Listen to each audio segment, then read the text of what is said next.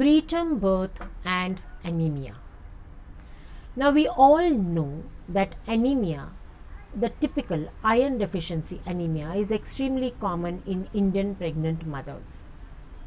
And iron has a role to perform not only in building up hemoglobin and maintaining the oxygen carrying capacity of the blood, but iron is also important in the insulin regulation mechanisms and for improvising the integrity of the myometrial contractile fibrils. And therefore it is essential that anemia is targeted with real enthusiasm throughout pregnancy. In fact, it is important that before the patient conceives, her health is optimized to ensure that not only does she have anemia, not only does she have an optimum hemoglobin level of 12 gram per deciliter, which determines the correct oxygen carrying capacity, but also the fact that she doesn't have abnormal type of hemoglobinopathy such as the sickle cell disease and thalassemia, which can be screened by doing HB electrophoresis. And thirdly, she is replete with iron stores determined by doing serum ferritin levels.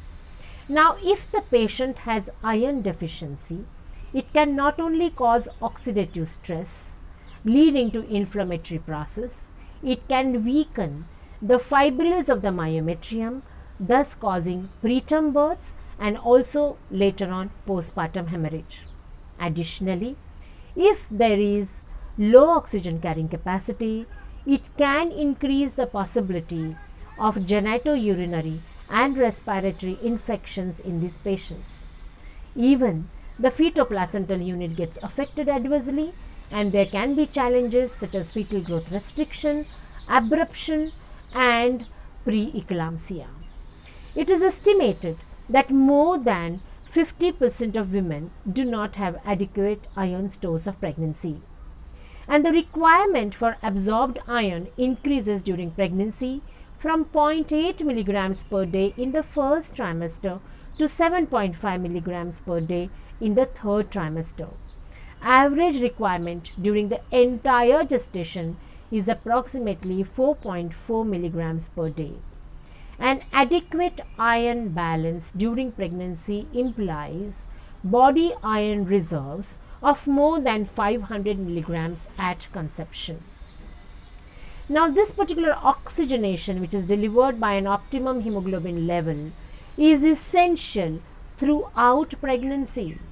The physiological iron requirements in the second half of gestation cannot be fulfilled solely through dietary iron, and therefore it is important that at the beginning of the second trimester there is a reassessment made of the actual hemoglobin level of the mother. And if you look at the complete blood count and if you find that there is exaggerated hemodilution, or if there is any evidence of iron deficiency, it's a good practice to go ahead and do serum ferritin levels and correct the iron deficiency well in time, because iron deficiency has been shown to be associated with low birth weight babies and preterm labors. There is a data from Shanghai which suggested that effect of maternal anemia on preterm deliveries was the most detectable during the first trimester.